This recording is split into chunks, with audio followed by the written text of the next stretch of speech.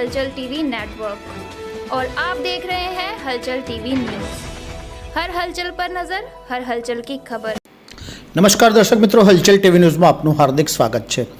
राष्ट्रीय शिक्षण नीति 2020 ने 3 वर्ष पूर्ण थता विद्यानगर स्थित केन्द्रीय विद्यालय खाते एक प्रेस कॉन्फरन्सનું आयोजन કરવામાં આવ્યું હતું।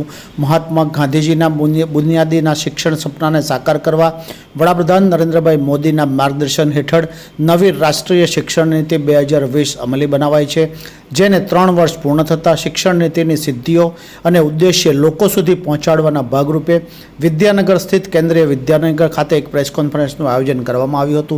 આ પ્રસંગે કેન્દ્રીય વિદ્યાલય મકરપુરાના આચાર્ય જીતેન્દ્ર કુમારે જણાવ્યું હતું કે રાષ્ટ્રીય શિક્ષણ નીતિ 2020 બાળકોમાં મૌલિકતાનું સિંચન કરવાની સાથે તેમનામાં છુપાયેલી રચનાત્મકતાને બહાર લાવવામાં મદદરૂપ થશે।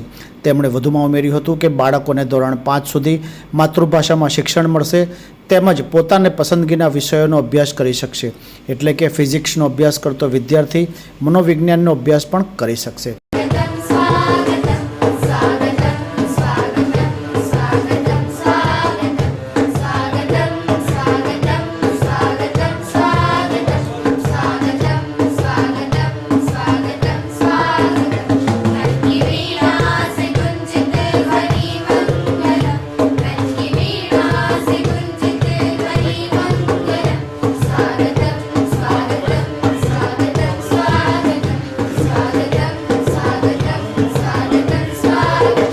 सभी को नमस्कार।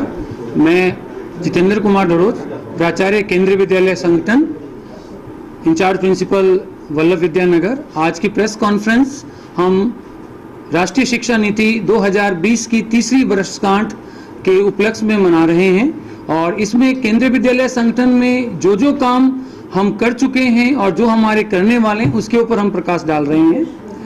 पूरे सभी केंद्रीय विद्यालयों में अब 10+2 की जगह पर 5+3+3+4 की शिक्षा नीति का अनुसरण कर रहे हैं।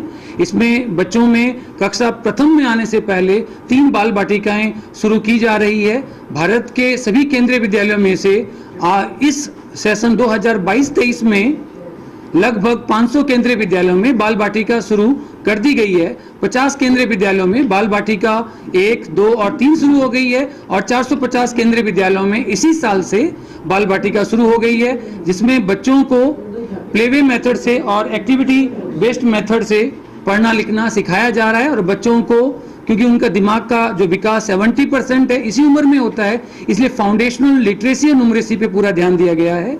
विद्या प्रवेश एक 3 मंथ का प्रोग्राम है जो कि क्लास 1 में जो बच्चे नए आए हैं उनको सभी बच्चों के बराबर लाने के लिए ये 3 महीने का प्रोग्राम किया जा रहा है और शिक्षकों को इस पद्धति से जोड़ने के लिए, ताकि जो पुरानी शिक्षा पद्धति है उसकी जो रोट लर्निंग और मेमोराइजेशन की के साथ साथ या उसकी जगह पे अब एक्सपीरियंशियल लर्निंग के ऊपर हम आगे बढ़ रहे हैं। बच्चे प्लेवे मेथड से learning by doing, activity based method और मल्टी डिसिप्लिनरी अप्रोच पे ध्यान दे रहे हैं।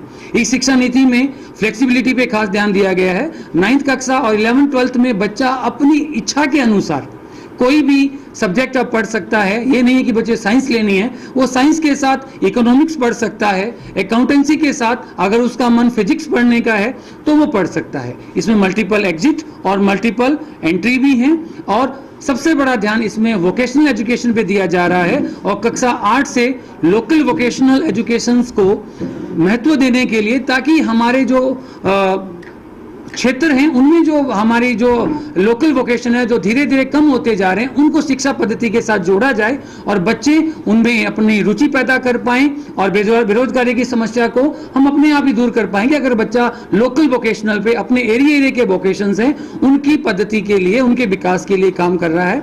AI पे काफ़ी ध्यान दिया जा रहा है, जो बच्चे एज ए वोकेशनल सब्जेक्ट ये ले रहे हैं और फ्लेक्सिबिलिटी एंड मल्टीपल एग्जिट और एग्जिट दिया गया है। और मेरा मानना है कि अगर ये शिक्षा पद्धति पूरे देश में अपने पूरे मन से अगर लागू हो जाती है तो बहुत जल्दी ही हम भारत की इकोनॉमी को टॉप 3 इकोनॉमी में पहुंचा देंगे। और शिक्षा पद्धति एकमात्र एक ऐसा तरीका है जिसको किसी भी देश के द्वारा हम अगर लगाएं तो उस देश का विकास बहुत ही अच्छे ढंग से हो सकता है। धन्यवाद।